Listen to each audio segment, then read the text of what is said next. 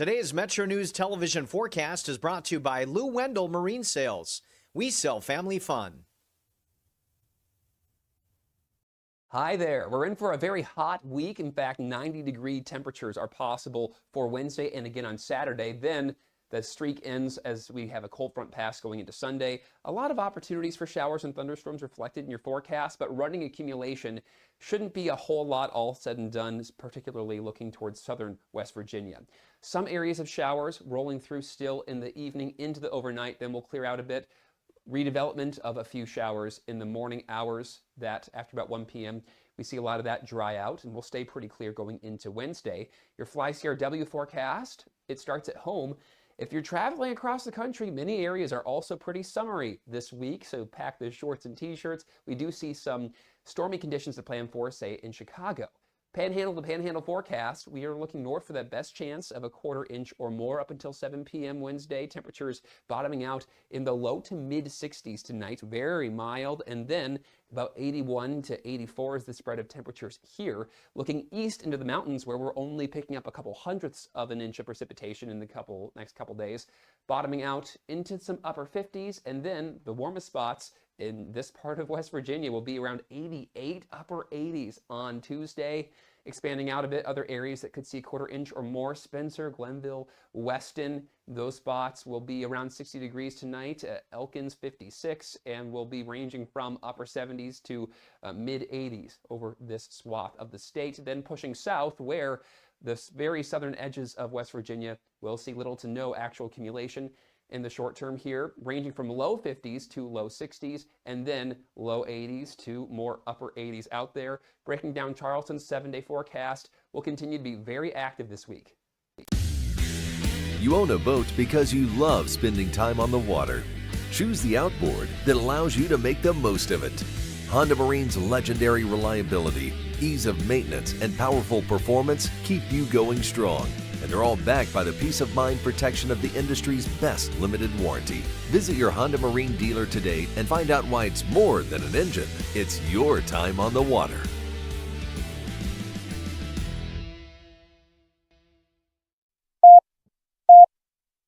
Five, 3, 1. Red 57, Red 57, hot, hot. I don't believe what I just saw. Bill McKenzie kicks a 38-yard field goal on the final play of the football game. 5 seconds left in the game. Do you believe in miracles? Yes! It is a great night to be a Mountaineer wherever you may be. From the home of the state's land-grant institution, inside the Health Plan Studios, in the Dale B. Miller Building in Morgantown, it's time for the state's most listened to sports talk show. This is the CityNet Statewide Sportsline. CityNet, cybersecurity experts for the digital age. And now, across the state of West Virginia and beyond, Sportsline is on the air. Sportsline for Monday, a new week of shows. Thanks for joining us, Kyle Wiggs and Brad Howe in the studio. Greg is out. Mountaineer football coach Rich Rodriguez addressing the media as we speak. This would be spring practice number 13, so we hope to get some of those comments to you coming up towards the end of the show. The Mountaineers will work out Wednesday, and then the Golden Blue Spring Festival is Saturday. That wraps up spring ball. Hard to believe it comes and goes quickly. Brad, good evening. Good evening to you. And the baseball season is flying by. West Virginia won 2 of 3 at Texas Tech, so a nice series win there. We'll get into that. The Mountaineers actually stayed in Lubbock and returned today, so they're on their way back from West Texas after winning a series, and they've got a really fun event coming up on Wednesday. They'll play Penn State at a neutral site in Hagerstown, Maryland. Can't wait. We'll be out there. Tony and Hoppy and I will be there, part of the pregame festivities. Was told today, turning into the biggest event in that stadium's history so far. And I'm with you. That's a great game. Yeah. Drivable for both fan bases, both teams. Cut the distance off from home and get out there on what should be a good weather day and midweek. Good non-conference game. Looking forward to that one. And if they're calling it the biggest event in their stadium's history, that means a sellout, and that means a lot of activity around that event as well. That'll be a lot of fun. So Mountaineer fans will enjoy that coming up on Wednesday, we've got the WVU Golf Invitational going on, and West Virginia is playing very, very well as we're heading towards the end of the they're playing 36 today, right? Correct. And so it looks like most teams are through at least 8 holes of that second round. In West Virginia, last we looked just a couple minutes ago, Kyle, 3rd place in what is a loaded field. Yeah. We had Shankovich on Friday, and by far the best field that they have had at this event, defending national champions Oklahoma State and defending champions in this event. The Cowboys, they're in the field. West Virginia ahead of them right now. The Cowboys are in 5th. Texas Tech was in 4th, a top 10 team. And then West Virginia coming in at 3rd so far through about half of the second round. 5 teams in the top 40, including 3 in the top 10 in this event. So you mentioned Arkansas and Clemson 1 and 2, West Virginia right there as, again, updated here now. West Virginia now tied for 2nd with Clemson at 6 under. Arkansas at 14 under. Texas Tech is in the mix as well as a top 10 ranked team. And there's 5 teams under par right now? Is that right? 4 or 5? There are 5 under par, yes. Yeah, pretty good. So West Virginia taking advantage of its home course, knows it well, and playing well through 1.5 rounds. So, final round tomorrow morning. Right. 19 teams involved in that, again, including 5 ranked in the top 40 and 3 in the top 10. And the Mountaineers are holding their own 6 under par, tied with Clemson for 2nd. And they're 8 shots back of the leader, Arkansas, 1 shot ahead of 4th place, Texas Tech. The big news, though, we kind of buried the lead, and it's basketball. And, of course, the season just ended for West Virginia, winning the crown last week, but the process begins of completely rebuilding this basketball roster, and Coach Hodge and the staff right at it. I mean, they've got guys already. Yeah, visits were started this weekend, Friday into Saturday through Sunday. West Virginia had a couple of visitors in and got commitments from both of those guys. And I think, Kyle, again, a standard disclaimer, you'll have to see how it works out in the Big 12. But you got a couple of guys that offensively have looked really good at their previous stops. Let's start with Javon Buchanan, who comes in from Boise State most recently and does a little bit of everything. About 6'7", wing, can get on the glass offensively and defensively, can shoot from the wing, can shoot from distance, can get the ball to the basket. And here's one, I'll say this about both of these guys. This is a number people will like. He drew a bunch of fouls last year, okay? Got to the line, or in terms of fouls drawn, top 12% of all players nationally. So you're talking about 2,300 players that are rated. He was in the top 12% of getting to the line. And then made him when he got there. He was a top 10% free throw shooter, 84%. So really good and impressive for him. A guy that can put it on the floor, get to the rim. He can shoot the mid-range. He can distribute from that high post area, which depending on the big that comes in for West Virginia or the bigs, you could have a little high-low post action that you saw West Virginia run so often this past year. So Buchanan should be a really nice addition to this roster, good two-way player. And then the second player that came in, great name, Finley Bizjack. Finley Bizjack arrives from Butler and could really score it last year at Butler. He was 3rd overall in the Big East in scoring at 17 points per game. Did a little bit of everything. Could get to the basket, but also shot it really well from 3 the last 2 years. Nearly 40% over the last 2 seasons combined from distance. And here's a number that I really like, Kyle. He was 56% or 55% from 3 on unguarded catch-and-shoot shots. So where that comes into play is the 3rd known member of this class is Miles Sadler, who had another unbelievable performance on the national stage Saturday night in Portland at the Nike World Summit. He was playing for the world team, led them with 29 points, also added 7 assists. He was electric is the word that keeps coming out to describe him, which is no surprise if you watched him over the last week. But if you think about Sadler, who's had trouble, or teams have had trouble against him staying in front of him, you get a little drive and kick, and you put Bizjack as one of the wings to be able to shoot it, unguarded catch and shoots, really good. So he'll be good in handoff situations. He'll be good when he's open on the wing as a shooter. So 2 guys offensively that I think have added really significant amounts of prowess to this team offensively in particular. So the process starts, and you say they had 2 visits and 2 guys committed.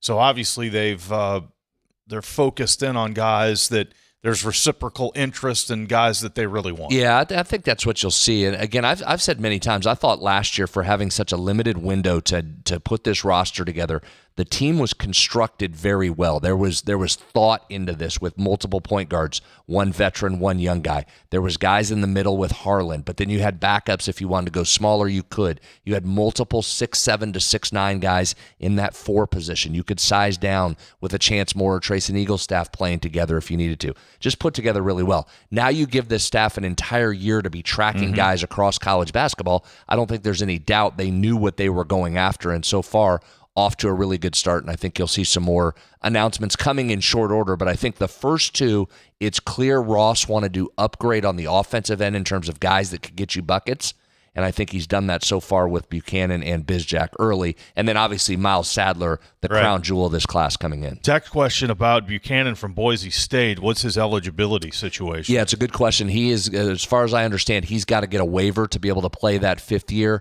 Everybody feels pretty comfortable with that because he has 2 years of non-NCAA playing under his belt. So I think they feel really good that he'll be able to get that waiver or to get the final year back. Another texter pays close attention to Mountaineer basketball, men's and women's. Says that sounds like West Virginia is building a pipeline from Butler to Morgantown. Last year, remember, Riley Makaluski for the women's team transferred in, and now you've got Finley Bizjack for the men's team. I love it, Finley Bizjack.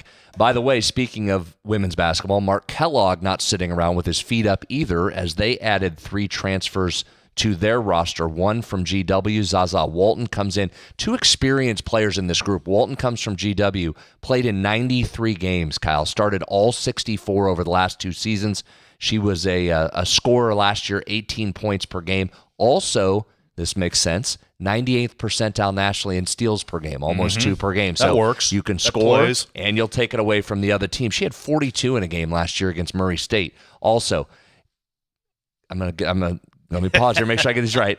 Kaela Ngodo.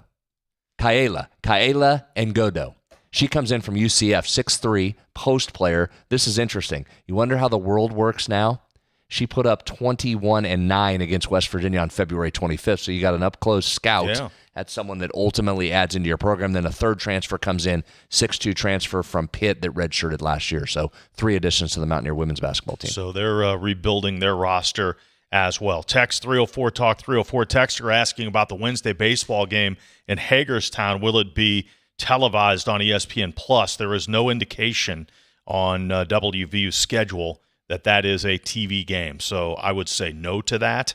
Unfortunately, it does not appear that Wednesday's game against Penn State in Hagerstown will be available on ESPN+. Probably tough with a neutral site game there. Yeah, and if it's something they're not used to doing, then obviously you don't have a situation. West Virginia's got their TV crew built right in. Right.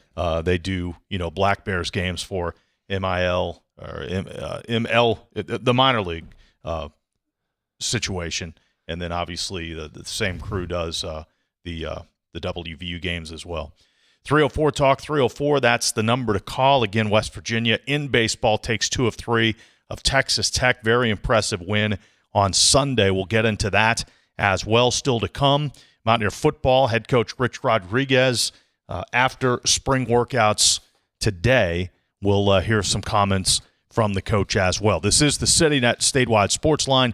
Since 1979, the health plan has called West Virginia home. From humble beginnings, they've grown alongside West Virginia, becoming a part of its fabric. For over 4 decades, they've been here through thick and thin, supporting local families and businesses, proudly serving West Virginia for over 40 years. The health plan. We are there for you, to care for you at the health plan. We are here for you. For over 4 decades, we've been rooted deep inside West Virginia. Through thick and thin, supporting local families and businesses. Proudly serving your neighborhood since 1979. Your trusted partner in the community. The health plan, we are here for you. Answering a text or phone call while driving. Seems pretty harmless, right? But in the 5 seconds you took your eyes off the road to respond, you missed the girl riding her bike across the street. You missed the dog who darted into the road. And you missed the stop sign. And while it was just a ticket this time, it could have been worse. In fact, more than 700 people are injured in distracted driving crashes each day. Keep yourself and others safe. Don't drive distracted. Just drive. This message was brought to you by the West Virginia Governor's Highway Safety Program. Days, evenings, weekends, and holidays. You can't predict when you'll get sick or hurt. But WVU Medicine Urgent Care is prepared to help when you do. Our team treats minor illnesses and injuries and performs services like on-site lab and imaging, vaccinations, and sports physicals. WVU Medicine is ready to assist you and your family when life happens. To find the closest location near you, visit wvumedicine.org/urgent care.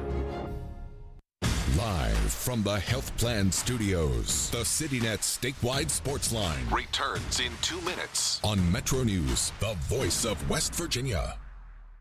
Sunshine, open roads, and a new Toyota from Dan Calva Toyota World. Lease an all-new Camry for as low as $398 a month. All new Tundras now up to $8,000 off. All new Tacomas now up to $4,500 off or lease as low as $399 a month. $7,500 off the new BZ or 0% financing for 72 months. We've got a Toyota for you at Dan Calva Toyota World in Fairmont. Shop the world. You know CityNet is West Virginia's leading technology company. Whether we're managing IT infrastructures, protecting the critical data and networks of our region's businesses, or providing fiber broadband, TV, and phone services, we are your go-to experts. We're also a strong partner in the communities in which we serve. CityNet, your trusted technology partner. Learn more about us, visit citynet.net. With Metro News Hotline, if it's trending, it's probably here. And then the other thing, his last name is one of those weird Norwegian names where they have two vowels that slam into each other. It's like the A and the E are like cemented into each other. You're like the 12th Dave that works here. What do you think people from Norwegian think about that? That is fair. Join Dave Weekly and Coop weekdays for Hotline on Metro News Television.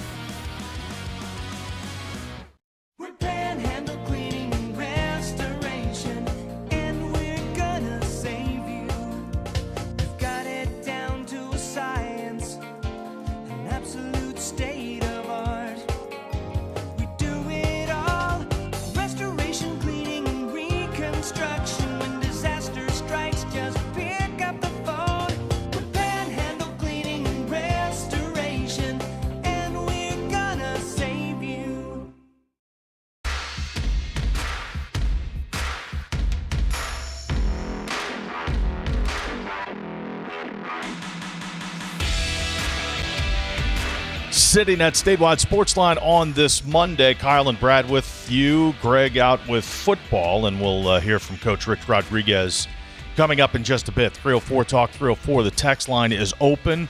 Mountaineers baseball tied for second place after they won 2 of 3 at Texas Tech, and Kansas swept UCF, knocking the Knights out of first place. So it's West Virginia and UCF tied for second, a couple of games behind Kansas. And as we mentioned, West Virginia will play that non-league game against Penn State in Hagerstown coming up on Wednesday. Then they're home to last place Houston this weekend. So the Mountaineers hope to keep it rolling here and maybe gain some more ground this weekend. Keep stacking series wins. Almost got the sweep this weekend. You win game 1 and game 3.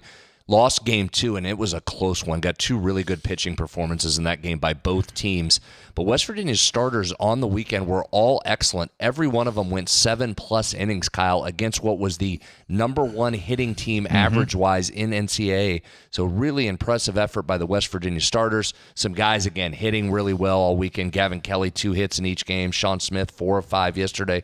So you got some offense, especially on Friday night. But I thought the pitching, starting in particular, was the key to that series. Yeah, Dawson Montesa goes 7 on Friday. West Virginia had kind of built up the lead there. He allowed 11 hits, but again, gritted it out, went 7 innings, and West Virginia kind of took control in the 7th, blew the game open in the 9th. They win game 1 12-8. You saw a couple of appearances this weekend by Reese Bassinger, including one on Friday night, one on Saturday. David Perez comes in late and pitches an inning and gets the victory, worked around some walks there. But again, Montesa giving you 7 and keeping you in the game was key there. Max Yale pitched into the 8th on Saturday. You mentioned a tight game, It's 1-1 in the bottom of the 8th, and Texas Tech scores 3 times and goes on to win that contest 4-1. And then on Sunday, West Virginia jumped out in front 2 in the first. They built a 3-0 lead and again blew that game open late, 3 in the 8th, 4 in the 9th. They win 10-2, and Chanson Cole goes 8, allowing just 2 runs on 8 hits with 4 strikeouts, and he gets his team-leading 6th win of the year. Yeah, it's too bad you couldn't find a way to scratch out another run or 2 on Saturday and get that sweep. But we talked about it Friday. Greg and I did in here, Kyle. That's a tricky series because that's a program, and where you are if you're West Virginia in the standings, you're looking at that saying, all right, go down and win that series. But that's a quality program. 4 College World Series appearances for Texas Tech over the last, 11, 12 years down there. So that's not easy to go in and do what the Mountaineers did. They get out of there with 2 wins, which is really impressive, as you said, heading back for Penn State midweek and then Houston on deck this weekend. Another note in yesterday's game for state baseball and football aficionados, Maxwell Malessa with his first hit as a Mountaineer. We've seen him up in Wheeling multiple times dominate the state championship game as a quarterback, a really talented running quarterback. So I was happy to see him get in and get his first hit in the Gold and Blue. And Ben McDougal's back in the mix. He's battled his way back. The youngster from Bridgeport pitched in a game prior to this Texas Tech series and did get into one of the contests. In fact, he got into yesterday's game in relief in the 9th inning, got the first out of the 9th inning.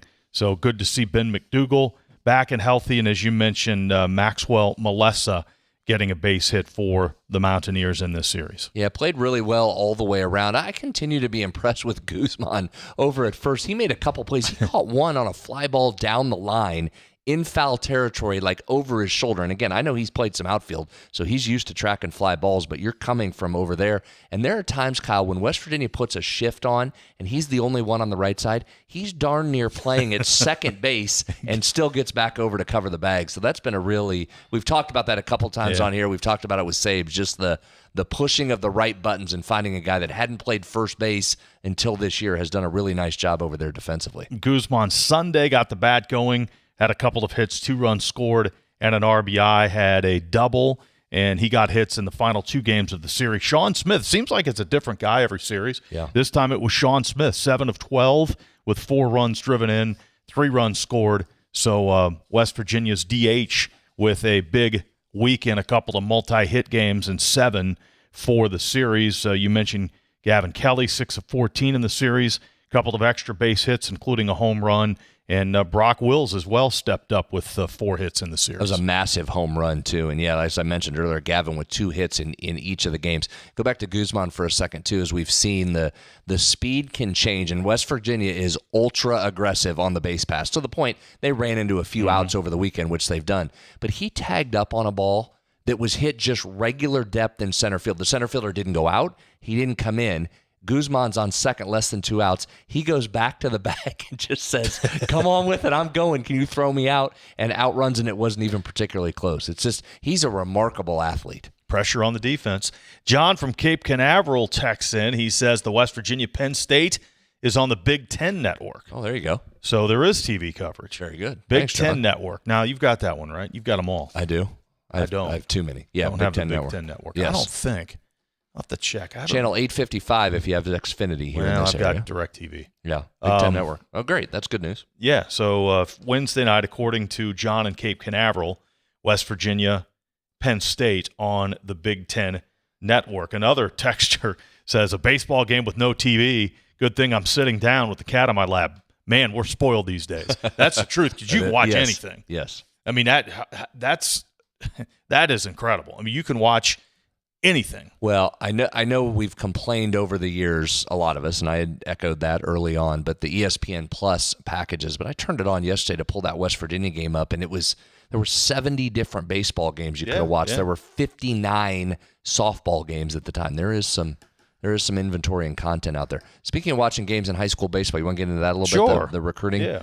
Took some time, did some live scouting this weekend, Kyle. It was really fun. Morgantown Invitational, what do they officially call that? Mohegan Baseball Classic. Okay, so it took place at 2 different parks, Kendrick Family Ballpark and Milan Park, and it was softball and baseball related. I was out there Friday night, really good high school game, and I have a feeling when you're down in the state tournament, you have a good chance of seeing these two teams. GW and Morgantown battled Friday night at Kendrick Family Ballpark. Really, really good game. GW pulls it out late, wins by 1. Came back Saturday at 12:30, and this was a fun one. Urbana out of Maryland with Caden Lipscomb playing shortstop, who is committed to West Virginia, facing off against Morgantown High and number 1 pitcher Slade Barton, who is transferred into Morgantown this year and has committed to West Virginia as well. So you had West Virginia on West Virginia, and it started the game, actually. And it was fun to watch. Barton was excellent, and MHS ends up getting the win in that game. Barton struck out, I believe it was 6 over the entire game. He went the distance. But it was impressive, Kyle. There was every bit of, don't hold me to the number, 7 to 9 Major League Baseball scouts there watching. All had their radar guns out, clocking Slade, and then certainly keeping an eye on Lipscomb as well, who you can tell is really smooth. About 6'3", 6'4", shortstop, smooth fielder. You can tell he has a quick bat. He just missed one in his last at-bat against Barton that if it's another inch or two on that barrel, it might have been a different outcome. But Slade was really humming, throwing in the 90s, and that was a heck of a game. MHS won that one. So really fun to watch those two guys going head-to-head. And what a great idea to have that event here. Play it in WVU's ballpark where all those high school guys get to play in a high-level Division I program's park, but then 2 West Virginia recruits getting to square off against each other. Really fun. I completely agree. When the Mountaineers are out of town like they were this past weekend, there's no reason not to have games on that field, in my opinion. I mean, there seemed to be a reluctance for a while to do that, but yeah, I mean, fill it up, use it. If the Mountaineers are out of town and don't need it, then bring the young teams in, bring the high schoolers in. And Ripley was in that tournament as well, actually beat Morgantown. Morgantown dragging a little bit because they played a lot, but Ripley got the best of them on Saturday night. Correct. And, Ripley has a WVU recruit on the roster as well, although he did not participate in the tournament this weekend or the event this weekend. Bryson Casto is just a junior and has been out for a while, so that didn't materialize. Casto getting a chance to play against the Mohegans, but still Ripley is a very nice win for them. That's a great win for them, and as we talked before the show, good idea to schedule that game, trying to get another future Mountaineer up here in that event, and they went at each other. The West Virginia connections continue in that game. Ripley did get the win. That was a really good pitching performance by both teams. Pitcher on the mound for Morgantown High, just a sophomore, Braylon Adrian, pitched extremely well. If the last name sounds familiar, cousin of former Mountaineer standout Nathan Adrian. So we had all kinds of West Virginia connections in this thing. Speaking of high school baseball, the updated Metro News Power Rankings are out at WVMetroNews.com, and these polls, the top 10 in each class, do reflect the events of the weekend. So they're updated, and they're at the site, WVMetroNews.com. Morgantown was number 1 last week, suffered its first couple of losses, so the Mohegans slide to number 3. Jefferson and George Washington now splitting the first-place votes. Jefferson, number 1, with 6 first-place votes. GW, number 2, with 4. Then you've got Morgantown, Hurricane, Washington, Martinsburg. Buchanan Upsher's off to a 7-1 start, number 7. Cabell Midland, Parkersburg, Spring Mills, number 10. AAA, Bridgeport, another big event this weekend, the McDonald's Classic at Bridgeport. Well, and Bridgeport was here in Morgantown playing in this event along with Huntington High was there as well, but go ahead. So Bridgeport, number 1, with 7 first-place votes. Winfield, number 2, with 1. Pikeview, number 3, with 2 first-place votes. Then St. Albans, John Marshall off to a 9-2 start, number 5.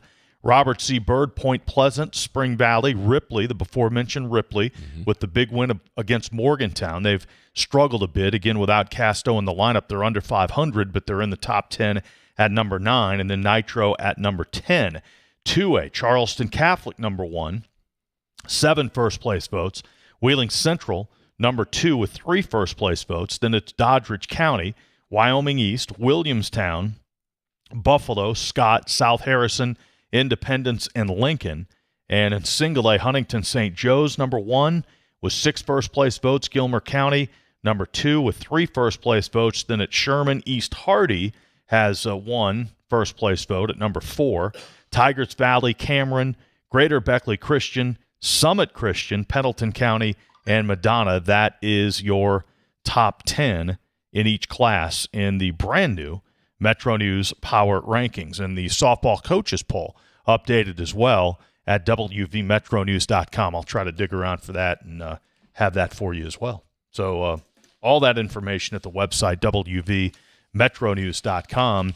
And if the state softball tournament has been expanded, it's 8 teams in each class now, double elimination. We'll have those games coming up on the Metro News Radio Network, and then radio and TV for the championship game for the expanded baseball tournament, which also has 8 teams in 4 classes now. Not double elimination for baseball, but they've expanded to 8 teams in each of the 4 classes, and it will take place in Huntington this year. We'll have radio coverage and TV coverage as well coming up in June. You know, that's an important note there that you have to win now an extra game to get that state title so that the pitching becomes even more important than it's already been. So a lot of those teams I saw this weekend, I was impressed. It wasn't just one pitcher deep. It was multiple arms being thrown, especially for GW and Morgantown, 2 teams that are expected to contend for that title. We are told that Rich Rodriguez has completed his comments, so we'll have some of them as we move along here on the Sportsline. The text line is open, 304-TALK-304. When you choose CityNet, you're choosing a 100% West Virginia-owned internet provider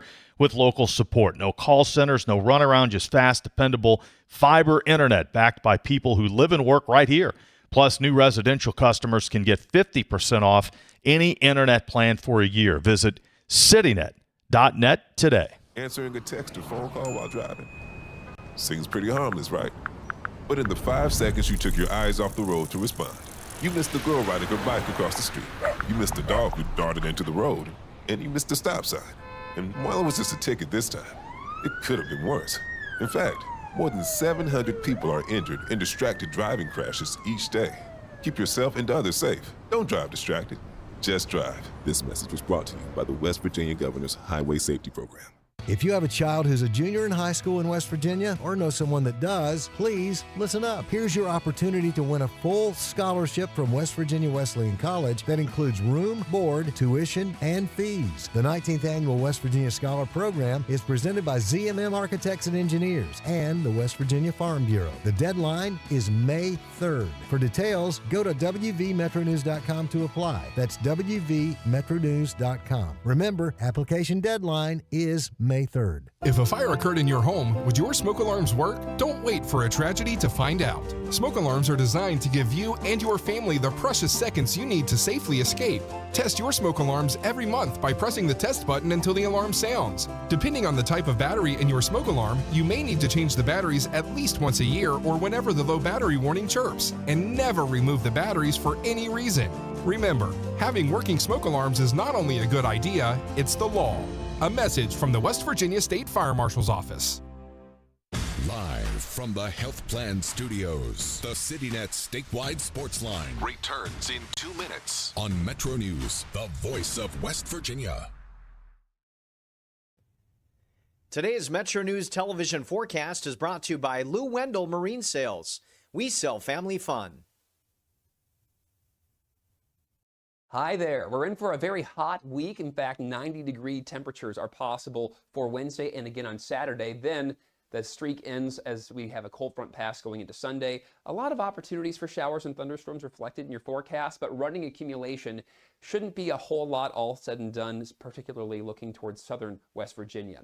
Some areas of showers rolling through still in the evening into the overnight, then we'll clear out a bit. Redevelopment of a few showers in the morning hours that after about 1 p.m. we see a lot of that dry out and will stay pretty clear going into Wednesday. Your Fly CRW forecast, it starts at home. If you're traveling across the country, many areas are also pretty summery this week, so pack the shorts and t-shirts. We do see some stormy conditions to plan for, say, in Chicago.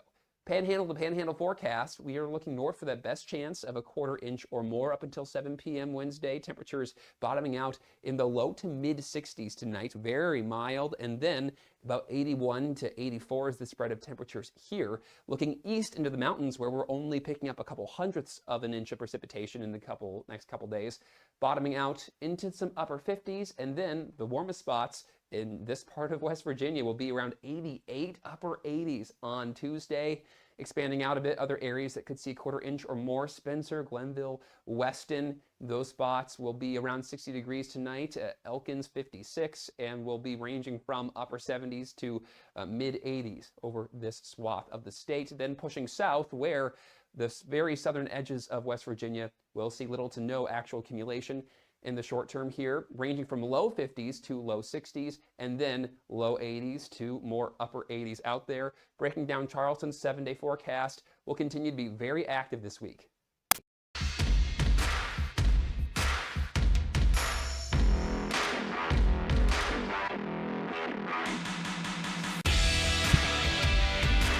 Sportsline for Monday, 304 Talk 304. That is the number to call. We've got, or the number to text, I should say.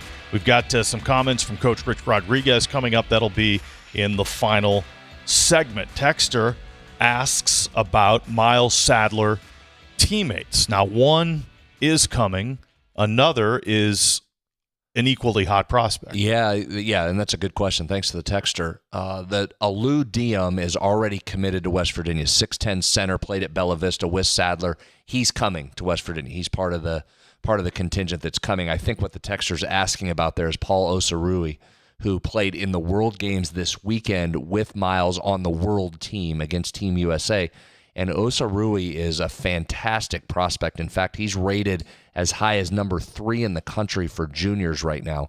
There was some talk about the potential of him reclassifying. The latest I heard was that was not happening, but again, that was a week or 10 days ago. So updated information, we'll keep our eyes on that. But he is, as of right now, in the 2027 class listed as a top 5 prospect. And Kyle, I bet he had every bit of 5 lob dunks from Miles this weekend in the World Games. He's a talented 6'10", long reach, athletic, can get up and down the floor. So if he's a guy that wouldn't mind playing with Sadler a little bit longer, we would love to have the young man here in Morgantown. There's no question. Bring that along. Sure. Bring it along, no doubt. Texter asked about TV coverage from the Blue Gold Festival, and that's changed. I mean, it used to be closer to a game. It used to be somewhat of a scrimmage, and you could follow, you knew who was in the game. You could follow things, but it's changed, so no TV there. I do not think there's TV. There's definitely not radio this weekend for that game. I don't believe there is TV. And to your point, there's a reason they're calling it festival. It's not the spring game anymore. It's going to be less like a game and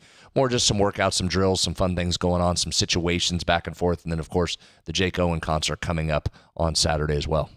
Don't look now, Brad, but the West Virginia Mountaineers have surged into the lead. Is that right? Yes, they're 11 under. Oh. They're 11 under through, let's see, they're 8 under in round 2. So they're through 12 holes of round 2. Okay. They are 8 under. They are now 1 shot ahead of 5th-ranked Arkansas. Have a day. Who's 10 under.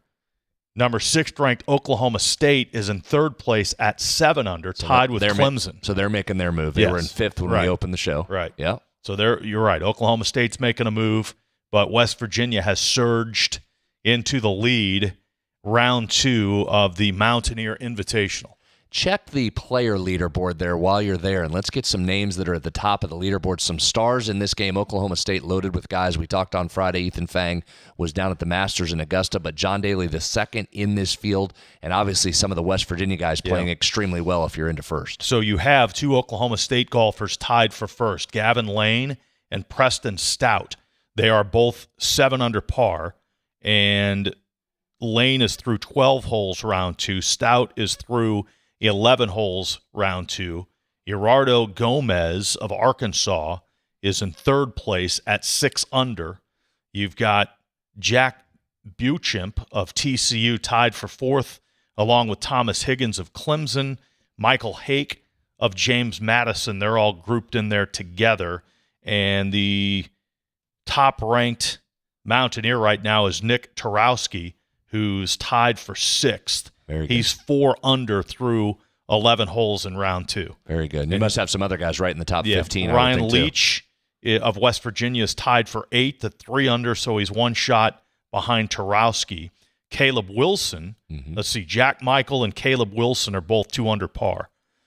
Through 12 holes. They must be playing together. Thataway, boys. Yeah. Stay hot here. So what they're going to do, they're going to race against sunlight right now and get as much of this in as they can. If they're only through 12, you may not get the entire second round in, which then it would kick back up tomorrow morning.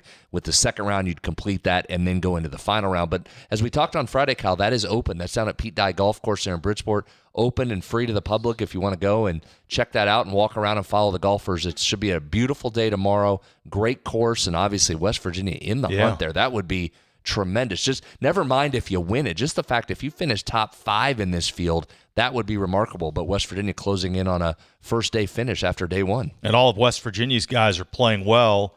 There's a bunch of golfers tied for 10th. So, but you do have you've got 4 West Virginia guys in the top 16 so far. So that's as solid as it gets. And before we take this break, let's see if there's another update here. West Virginia 11 under par in first place, 1 shot ahead of Arkansas at 10 under. Oklahoma State and Clemson tied for third at 7 under. Yeah, and again, that's a number 5 nationally ranked Arkansas team there. You have, 3 in the top 10 that we mentioned earlier. So loaded field, West Virginia leading it at 6:44 Eastern time on day 1. I love Exciting. it. Good Mountaineers job. are on a roll. Let's go. Basketball team's winning, baseball team's winning, spring football, now you got golf to get excited about. We'll take a break. We'll hear from Coach Rodriguez coming up after this on the CityNet statewide sports line. Running a small business means wearing a lot of hats, and dealing with tech problems shouldn't be one of them. CityNet helps West Virginia businesses keep their technology running smoothly, from networks and computers to backup, security, and day-to-day support. Whether you don't have IT staff or you have a small team that could use extra help, CityNet can take care of the technology or work alongside your team to fill in the gaps. With proactive monitoring, fast local support, and solutions built on CityNet's fiber network, your business stays productive instead of reactive. Call us at 1-844-CityNet to get started. Ready to make this boating season unforgettable? Head to Lou Wendell Marine Sales, family owned and operated for over 40 years and West Virginia's largest Avalon pontoon dealer. Lou and his sons are boating experts from sales to service to repairs. And right now, their lot is packed with incredible inventory and some of the best deals of the season. Because they don't just sell boats, they sell family fun. Visit LouWendellMarineSales.com today. Boating season is almost here. We are there for you, to care for you at the health plan. We are here for you. For over 4 decades, we've been rooted deep inside West Virginia. Through thick and thin, supporting local families and businesses. Proudly serving your neighborhood since 1979. Your trusted partner in the community. The health plan, we are here for you. Live from the Health Plan Studios, the CityNet statewide sports line Returns in 2 minutes. on Metro News, the voice of West Virginia.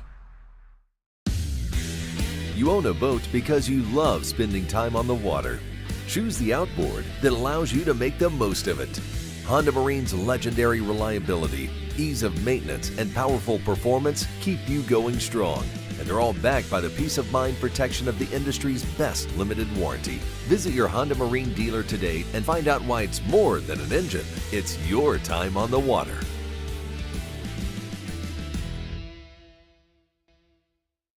Stay connected to what's happening today in West Virginia. What about this or what about that? And it just went back and forth. And I was just the guy reading the text. Okay, so what's your take on the whole thing? Well, now you just get me fired up. Now right. you just So I'm gonna turn on. I'm gonna run down to Wendy's and grab a burger, and I'll be back. Join Dave Allen weekdays for midday on Metro News Television. You know CityNet is West Virginia's leading technology company. Whether we're managing IT infrastructures, protecting the critical data and networks of our region's businesses, or providing fiber broadband, TV, and phone services, we are your go-to experts. We're also a strong partner in the communities in which we serve. CityNet, your trusted technology partner. Learn more about us, visit citynet.net.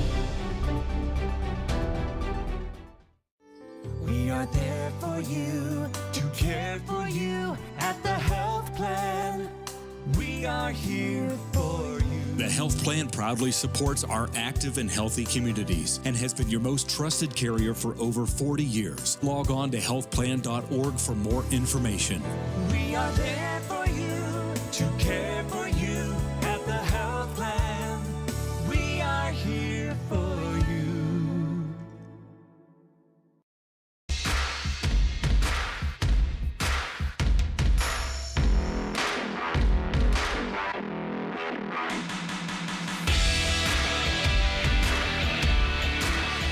Monday on the Sportsline. And again, it is a spring practice day for the Mountaineers. Coach Greg Hunter will be back tomorrow. We'll find out what some of the assistants and the players said. But let's get a few comments here with head coach Rich Rodriguez post-practice. And he started with an overview of today's workout. We're in shells, which is shoulder pads. So he didn't go live, did some thud. I thought it was okay. There's some moments that looked good and some not so good. And my message to the team afterwards was pretty much about how, as coaches, we take great responsibility on increasing everybody's value. I heard Coach Saban say that many times down in Alabama, that one of the coach's main jobs is to decrease the value of every one of your players. And now the value is monetized so much, whether it's on the college level or hopefully they get to play the next level. And our job as coaches is to make sure they get coached and get better every day, every time that we're with them. And we're going to do that. We're going to coach them. And sometimes that's not always pleasant. But our guys, I think, understand that. And I think collectively we've gotten better. Individually they've gotten better. And they got 2 more practices, Wednesday and, of course, Saturday, to try to take another step. And then, obviously, your summer workouts. So improvements in the spring, and coaches have a lot to sort out with almost a completely new roster, and you want to build depth. You also want to – well, first of all, you have to identify the guys that you can win with. Yeah, there's no question. And that's listen, there's a lot of new guys out on that roster that they're trying to evaluate. So you talk to these guys, I'm sure they'd like to have 15 more practices to be able to get a look at this before next time we see this team back on the field, yeah. Kyle. It will be August, and we'll be in go time at that point. Coach was asked about tempo, and this is a question Greg Hunter asked. Did they play at the tempo last year that he wanted to? No, not even close. And part of that's because we couldn't get first downs at times, couldn't run the ball like we needed to run it. You know, the only way to play with tempo and pace is get first downs, whether you throw it or run it. And we didn't get nearly enough first downs, and so that puts a burden on the defense. And that's, you know, obviously a point of emphasis. But, you know, when we've had successful offenses and we're scoring a lot of points, we were controlling the tempo. And I've always, you know, it's part of what we do, how we are, and then obviously if we get to the fourth quarter and have a 2-score lead, I'm trying to win the game then. You know, now we're gonna squeeze that clock down as much as we can, but we have to be in great shape, and we're going to play with tempo. Now in practice we do both. You know, we do defensive tempo because our defense will not always see fast stuff, so they need to have an ability to see a regular break out of a huddle kind of deal, and then we'll have offensive tempo. So usually our practices are mixed between those two.